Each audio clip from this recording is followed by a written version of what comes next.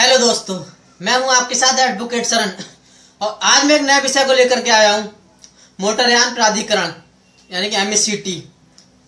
अगर एक्सीडेंट होने पे हम मोटर क्लेम जो पैसा होता है, हम एक्सीडेंट हो जाता है एक्सीडेंट तो हम इंश्योरेंस कंपनी से, बीमा कंपनी से, या एक्सीडेंट हो जाता है तो वाहन स्वामी से हम अपना क्लेम पैसा कैसे ले सकते हैं, कैसे प्राप्त कर सकते हैं। देना तो वो नहीं चाहते हैं, लेकिन हम किस तरीके से कोर्ट के द्वारा अपना पैसा ले सकते हैं, इस बारे में आज वीडियो में आज आपको जानकारी दूंगा। इससे पहले अगर आप लोगों ने मेरे चैनल को सब्सक्राइब ना किया हो तो कर लीजिए, और आप लोग मेरा चैनल देख रहे हैं इसके लिए बहुत बहुत धन्यवाद हो आपको। तो बात करते हैं मोटरयान अधिकरण। मोटरयान अधिकरण जो कि अधिनियम 1988 के तहत अध्याय 12 का दावा प्राधिकरण का प्रावधान है। इसमें होता क्या है, इसमें मोटरयान अधिनियम में 1988 के सेक्शन 165 में दावा प्राधिकरण में भी एक प्रावधान है कि आपके लिए मोटर एक्सीडेंट क्लेम के लिए कंपनी पर जो दबाव बना सकते हैं, मुकदमा कर सकते हैं। ये क्लेम हमें चाहिए, हमारा जो व्यक्ति है वो एक्सीडेंट हुआ है या मान लीजिए एक्सीडेंट के कारण उसकी मृत्यु हो गई है, दुर्घटना में भयंकर एक्सीडेंट हुआ, उसमें मृत्यु हो जाने पर भी आप अपना दावा प्राधिकरण क्लेम का कर सकते हैं। उसे एमसीटी कहते हैं, मुकदमा जब हम लोग डालते हैं तो उसे एमसीटी कहते हैं, मोटरयान अधिकरण दावा। उसके बाद में होता क्या है, जहां मुकदमा पड़ जाता है तो हमें एक नंबर मिल जाता है, उसे कहते हैं हम एमसीपी नंबर, जिससे हम अपना मुकदमा लेते हैं, वो हमारा सीरियल वाइज होता है। तो बात करते हैं, मान लीजिए आप रोड पर जा रहे हैं और आपकी दुर्घटना हो जाती है। आप अगर मान लीजिए पैदल भी हैं या साइकिल से, मोटरसाइकिल से, कार से, किसी भी वाहन से हैं और सामने टक्कर हो जाती है और आप एक्सीडेंट हो जाता है आपका और गंभीर आपकी चोट हो जाती है, तो वो तो मामला पहुंच जाता है चोट, जो आप फ्रैक्चर हुआ है, आप इंजरी हुई है, तो वो इंजरी केस एमसीटी में आता है। आप उसमें क्या कर सकते हैं, आप उसमें अपने जो आपका इलाज हुआ है वो हॉस्पिटल के बिल्स इकट्ठे कर सकते हैं, जो भी शुरू से लेकर एंड तक जो आपका इलाज होता है सब बिल, सब रिपोर्टें जिसमें आपका पैसा खर्च हुआ हो बिल सहित, अस्पताल जिसमें आप एडमिट हुए उसकी मोहर सहित। इसके बाद मान लीजिए आपको कोई पैर टूट गया, पैर कट गया या हाथ कट गया तो विकलांगता कहलाती है। या मान लीजिए पैर में प्लास्टर रॉड पड़ जाती है, पैर टूट जाते हैं, हाथ टूट जाते हैं, तो वो सरकारी अस्पताल जो जिला अस्पताल होता है वो एक जांच करता है, उसे पता लगता है कि आप विकलांग हुए हैं तो कितने परसेंट हुए हैं, 10% है, 20% है, 50% है, 60% है, 100% है, कितना है वो प्रमाण पत्र वहां से देता है, वो भी उस मुकदमे में लगता है, एमसीपी के मुकदमे में वो भी लगता है उसका प्रमाण पत्र में चाहिए क्या, मैं आपको शुरू से बता देता हूँ। पहले आता जो मृतक है, अगर मान लीजिए एक्सीडेंट हुआ है, इंजरी केस बता रहा हूँ पहले मैं, मान लीजिए इंजरी केस हुआ है तो जो इंजरी जो पीड़ित है, जो इंजरी, उसका नाम, आधार कार्ड और जो एफआईआर हुई है उसकी सर्टिफाइड कॉपी, सत्यापित प्रतिलिपि चाहिए।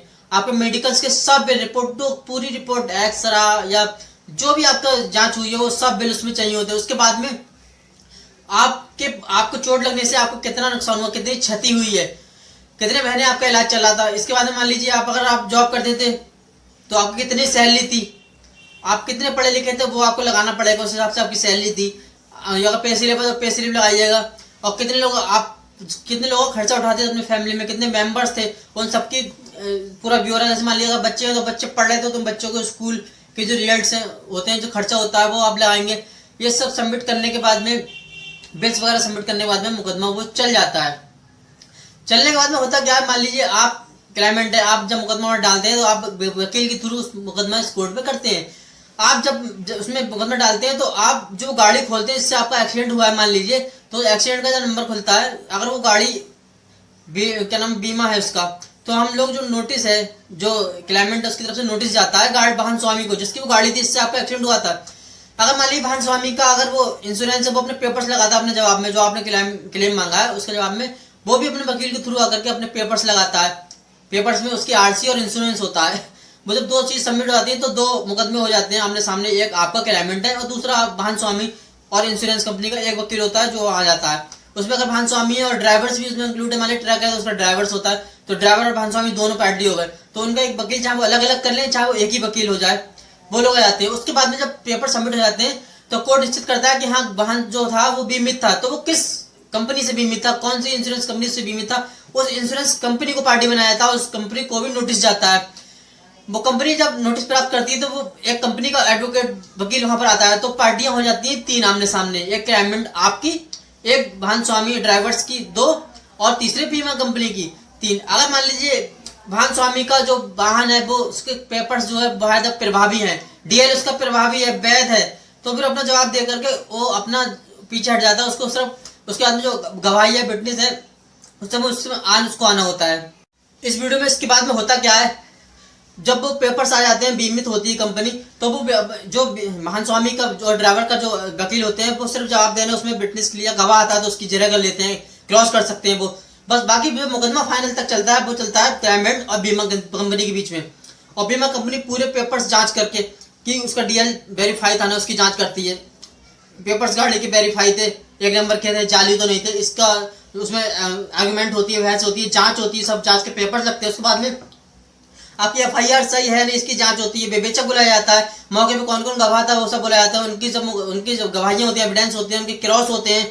उसके बाद में जाकर के आदेश आर्डर में फाइल लगती है और फिर क्लाइमेट आपको किस तरीके से आपका नुकसान हुआ है या आपके कितने के बिल हैं, बिल जितने के होते हैं आपका कितने % विकलांगता आई है, उस हिसाब से सब आधार पे बन के जो एक जजमेंट होता है, जो कि क्लेम आपको प्राप्त कर सकते हैं। ये मैंने इंजरी केस बताया था। इसके बाद में बताऊंगा कि अगर कोई व्यक्ति एक्सीडेंट में मर जाता है, उसकी मृत्यु हो जाती है, तब क्या होता है, तब उसमें पोस्टमार्टम रिपोर्ट, एफआईआर की सत्यापित प्रतिलिपि, और आपका जो मृतक है उसके परिवार में कोई जो दावेदार है, मतलब अगर पति मरा है तो उसकी वाइफ है, बच्चे हैं, वो दावेदार हो जाएंगे। अगर वो कुमारा है, शादी नहीं हुई, तो उसके माता पिता और भाई या बहन भी दावेदार हो सकते हैं, कोई भी दावेदार हो सकता है। और एक प्रमाण पत्र होता है जो पक्का करेगा कि आप उसके संबंधित क्या संबंध है, उसका वो प्रमाण पत्र उसका लगेगा, उसकी क्या आय थी उसका आय प्रमाण पत्र लगेगा, कितना वो पढ़ा लिखा था, शिक्षा के प्रमाण पत्र उसका लगेगा, और कितनी उसकी इनकम थी, और उस हिसाब से डिवाइड किसकी उसकी एज कितनी हो चुकी थी, उस हिसाब से डिवाइड होता है 60 साल तक का, और कितना कमा लेता, या इसके ऊपर कितनी जो आप फैमिली के जो मेंबर्स थे उनका ये खर्चा उठाता था अकेला, तो कितना खर्चा था वो सब उसको देना होता है, उसमें सब सबमिट होता है मुकदमे में। और फिर मुकदमा दायर किया था, उसमें भी यही प्रक्रिया है कि भान स्वामी है, उसका ड्राइवर आएगा और तीसरी पार्टी थर्ड पार्टी जो बनती है वो बीमा कंपनी बनती है, फिर मुकदमा चलता है और वो निश्चित होकर के उस अपना क्लेम बनता है। ये प्रक्रिया एमएसीपी की होती है, एमएसीटी मुकदमा होता है, एमएसीपी नंबर में बाद में प्राप्त होता है। ये पूरा प्रावधान मोटरयान प्राधिकरण का होता है, जो कि 1988 के प्रावधान में है, अध्याय 12 के माध्यम से।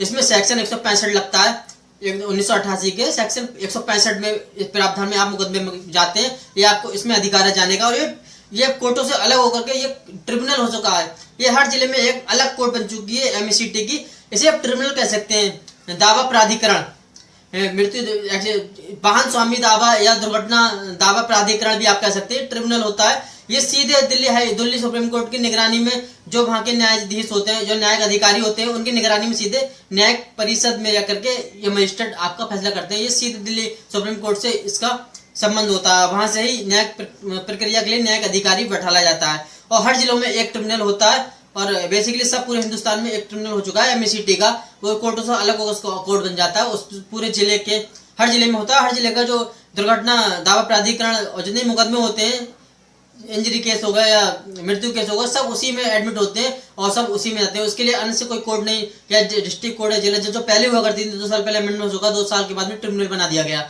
इसमें आप मुकदमा लड़ सकते हैं। में जब जिला की जो कोर्ट होती है उससे एक अलग ट्रिब्यूनल बना हुआ है, ये सीधे दिल्ली सुप्रीम कोर्ट की निगरानी में होता है। और मुकदमे की जो जांच होती है, जो फैसले होते हैं, आदेश आर्डर होते हैं, सब दिल्ली सुप्रीम कोर्ट की निगरानी में होते हैं, और वहीं के न्यायिक अधिकारी इसका फैसला और नजर रखते हैं इन पूरे ट्रिब्यूनलों पे। इसके अलावा अगर मेरी वीडियो आपको अच्छी लगी हो तो सब्सक्राइब कर दीजिएगा, और अगर आपके मन में कोई सवाल इसको लेकर के एमएसीटी या दुर्घटना या इंजरी कुछ हुई हो और आपके मन में सवाल है तो मुझे कमेंट में बताइएगा, इसके ऊपर मैं आपको नेक्स्ट वीडियो में जानकारी दूंगा। धन्यवाद।